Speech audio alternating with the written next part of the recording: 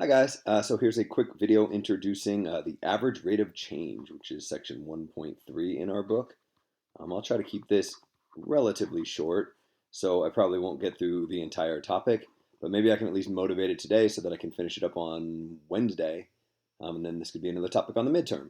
I drafted your midterm, by the way. There's 2 average rate of change questions on there, so definitely something you're going to want to know, and I will try my best to prepare you for those exact questions in this video and in class on Wednesday.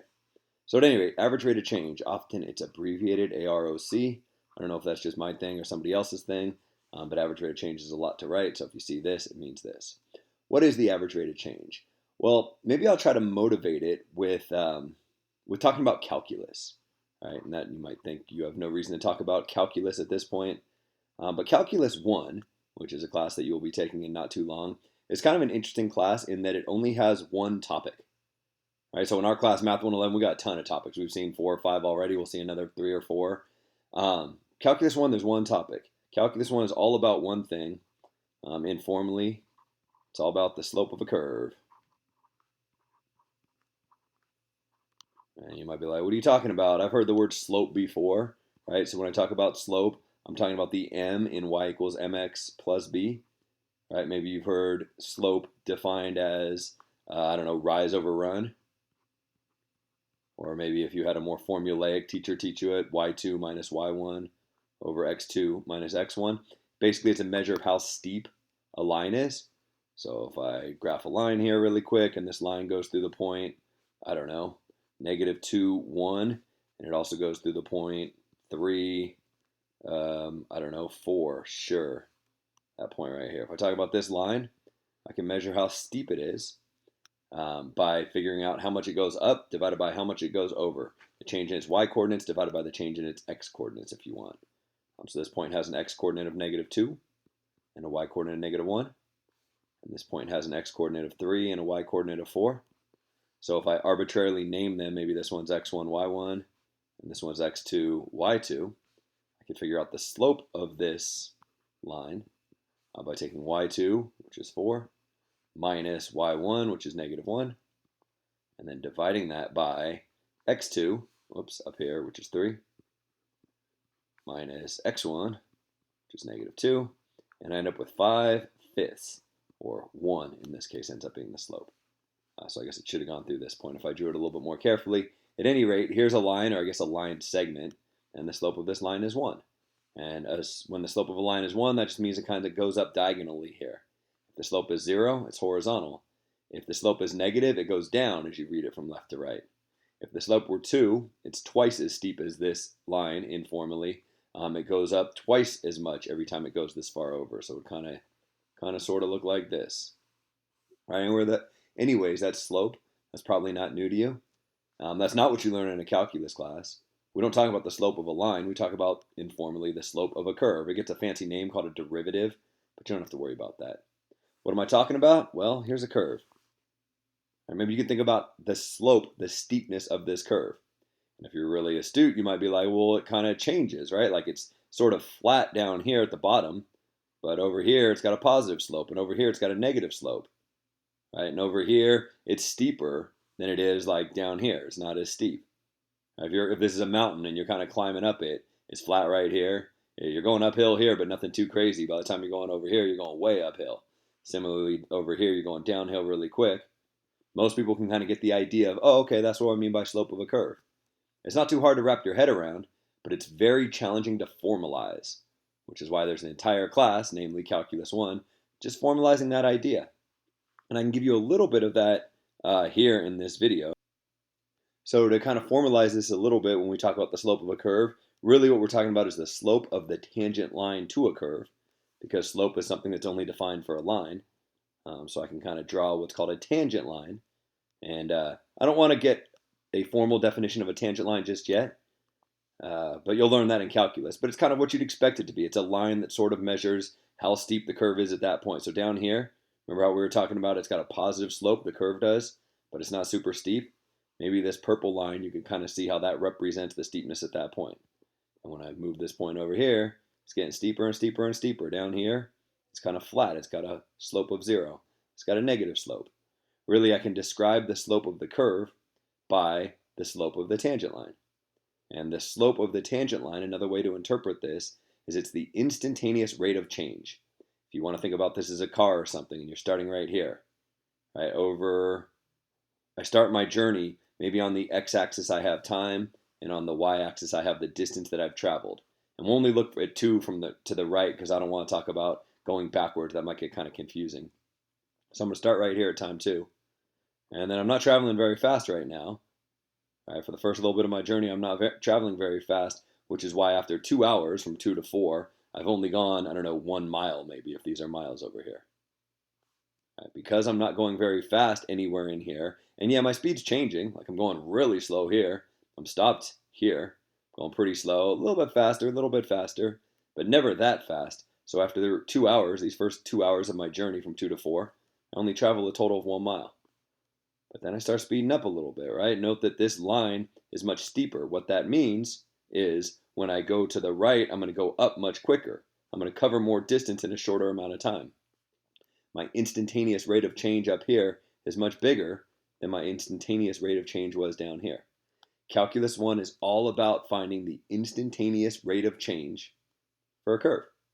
That's it. That's the entire class is about that concept. If you could figure out how steep this line in purple is right here at this point, and also maybe up here and up here and up here, you can do what you learn in Calculus 1, which is kind of amazing since you're not in Calculus 1. We're not in Calculus 1, so why did I spend all that time talking about Calculus 1? Well, it sort of motivates average rate of change. Right? Calculus 1 is instantaneous rate of change. That's hard. It's really hard. Average rate of change, that's not nearly as bad. Right? For average rate of change, I can go back here, and it's sort of the same idea. From this time 2 to this time 4. I'm never going that fast, but I'm going at different speed the entire time, right? It's not moving at all here. It's moving really, really slow, a little bit faster, a little bit faster. You might want to know what was the average speed during that time period from 2 to 4. Well, you can figure it out, and it's got a nice geometric interpretation. And I can do it kind of with this little system that I have set up here. Let me show you. All I got to do is draw what's called a secant line. So again, the tangent line is the one that's in purple here. The tangent line is defined by a single point. The secant line in green is defined by 2 different points. All right, so if you're lucky enough to have 2 different points, then you can figure out the slope of the line between them, and that gives you what's called the average rate of change. So if I wanted to know on average how fast was I changing from time 2 to time 4, well, all I'd have to do is figure out how steep this line is that connects this point at 2 and this point at 4. And it turns out that's really easy to calculate. It's really hard to calculate the instantaneous rate of change, the slope of the tangent line, because the tangent line is defined by only 1 point. And when you try to use your formula for slope, you need 2 different points. But good news, there it is, the secant line is defined by 2 points. This one here and this one here. If I want to know the average rate of change, I have to give you 2 different times. How fast was the car going from time 2 to time 4, for example? You need these 2 different times. And if you have 2 different times, well, then the formula works out really nicely. The average rate of change is just the slope of the secant line. The slope, I already have a formula over here. All I got to do is use this formula on these 2 points right here, and I'll have the average rate of change. So if I wanted, I could just be like, you already have the average rate of change formula. I'm not even going to rewrite it for you. It's down over here. But typically, you don't see it written in terms of x's and y's because typically you're asked for the average rate of change of a function. So typically, it's written in function notation. Instead of saying y2, we say f of x2. The output of the function when the input is x2. And from that, we subtract f of x1. And we divide that by x2 minus x1. And again, if you're clever, you might recognize that this formula right here is the exact same as this formula.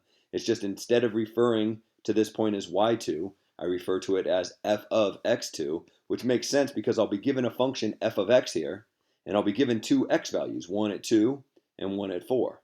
And all I have to do is figure out what the outputs are in the numerator here for those 2 inputs. So let's figure out the average change. What if I said, find the average rate of change of f, which is the one that's pictured in my little applet on the other page, from x1 equals 2 2x2 equals 4. And by the way, this is on your midterm. Right? On your midterm, one of the pages, I'm going to give you a graph, so you'll just get the curve like you see in red here, and I'll be like, that's f of x right there. And then I'm going to ask you a lot of questions. I'm going to give you inputs, ask for outputs, give you outputs, ask for inputs. I'm going to ask for the domain, I'm going to ask for the range, all those same things we've been doing. But now I can do one more thing with the graph.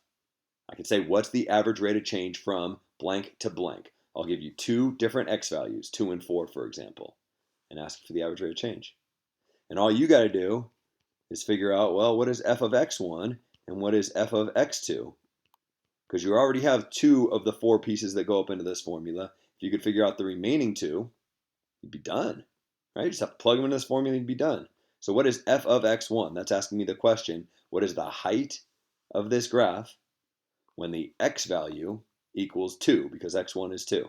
What's the height at this point right here? Looks like it's 0. So f of x1 is 0. What about f of x2? Well, f of x2, I come over to this point. Well, I look at this point right here. I ask myself, what's the height of this point when x equals 4? Because x2 is 4. And it looks like the height is 1. So f of x2 equals 1. So when I'm trying to figure out the average rate of change, all I do is, since I have this formula memorized walking into the midterm, I do f of x2, which is 1, minus f of x1, which is 0, divided by x2, which is 4, minus x1, which is 2. Do that subtraction, you get a half. That's the answer to the question. That's an answer on your midterm. Right? I mean, I'm going to give you a different function here. It won't be this one, but I'll give you two x values. And if you can find the y's and you know this average rate of change formula, it's pretty straightforward. You're done. That's it. There's more you can do with average rate of change, but when you have the graph in our class, figuring out average rate of change from the graph, I'll give you two distinct x values like I did here and ask you for them. It'll look just like this for average rate of change.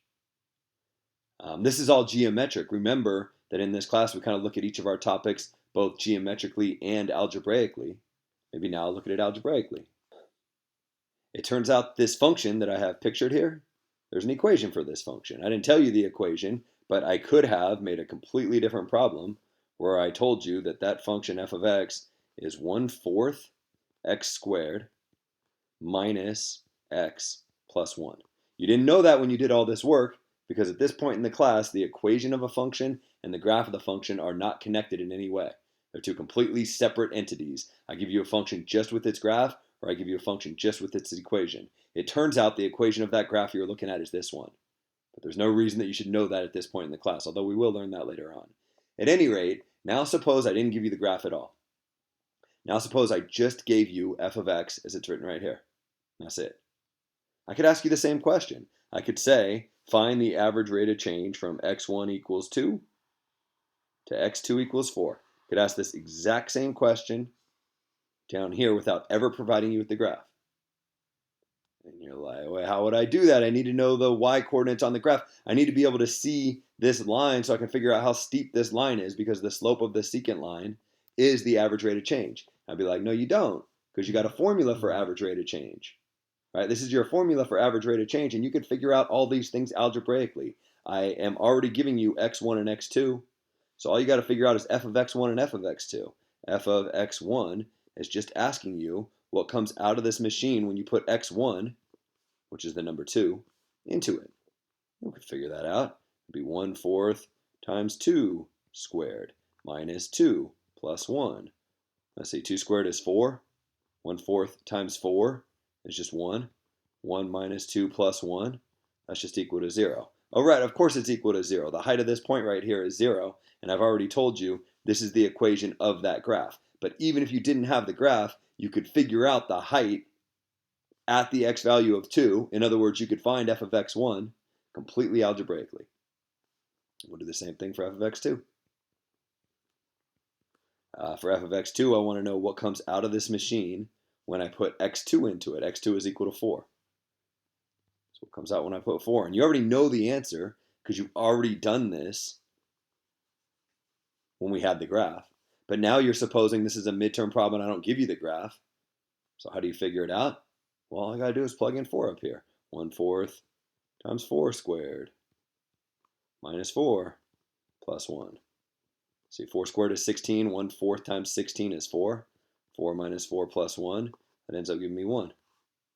So I have all these values. If I want to figure out the average rate of change, no problem. It's just f of x2 minus f of x1 divided by x2 minus x1. So I go plugging in values here. F of x2 I just solved for right here was 1. F of x1 I solved for up here was 0. x2 was given to me in the problem to be equal to 4. And x1 was given to me in the problem to be 2. You're like, why are you doing all this? You already did it up here. Oh, right. So the answer is just 1/2 and I'm done. That's the average rate of change. There's really 3 things I want you to be able to do with average rate of change. The first 2 I've already shown you. The first 2 is if I give you the graph of a function and I specify 2 different x values, can you figure out the average rate of change, in other words, the slope of the secant line in between those 2 x values? That's the first thing I want you to be able to do. The second thing I want you to be able to do is, all right, what if I don't give you the graph? What if I just give you the equation? Maybe it's completely different. I give you some equation right here, and then I ask you, I give you 2 different x values. I ask you, can you figure out the average rate of change? And really, if you see the parallels between those 2 questions, that's great. But at this point, you can view them as 2 completely separate worlds, right? They have the same formula. It's this formula right here, which might not even feel like a new formula. I'd argue it shouldn't be a new formula if you already understood what slope was. Because all average rate of change is the slope of the line connecting 2 points. And if you already know how to figure out the slope of the line from a previous class, then all I'm doing is asking you something you already knew how to do with slightly different notation, putting into function notation. That's 2 of the 3 things you need to be able to do with average rate of change. However, this video is 18 minutes in, so I think I'm going to stop. I'm going to stop this here. Make sure you can do that. I'll leave you with 2 problems to practice with. Maybe find average rate of change. Let me give you different x values from x1 equals, let's see, how about I pick on -2 this time? To x2 equals, let's go with positive an 8, sure. All right, see if you can find the average rate of change from x1 equals -2 to x2 equals 8. And you're like, wait a minute, for what? I'll say for f. Find the average rate of change for this function f from x1 equals -2 to x2 equals 8. And note that you can do this 2 different ways. One way is you use f as given to you right here. Another way you can do it is you use f as given to you right here. So you have to look at this thing and make sure you can pull out all the values for this average rate of change formula. Try that on your own. Make sure you can do it. You should get the same answer both ways. If you can get those answers, you got everything I needed you to get out of this video, and you're in good shape. We'll finish this stuff up on Wednesday, and then Thursday we'll prepare for the midterm. So I guess I shouldn't leave without answers. So here are the answers that I'm coming up with for average rate of change. I'm getting that the slope is 1/2. And just coincidentally, it's the same as the slope was over here. And if you want you can do that algebraically. If you want the geometric interpretation of that, what we're doing is we're finding the slope of the line that starts here. See, that's pretty close. And ends up, I wonder if this will let me go all the way over to where I want to go. Oh yeah, right there. Slope of that line. And I'm claiming to you that it goes up by 1 every time it goes over by 2. Maybe you can kind of see that just visually. But really what I'd like you to be able to do is figure out the slope of that green line, both geometrically and algebraically, if you're given the equation of this function. All right, I'll stop this video here.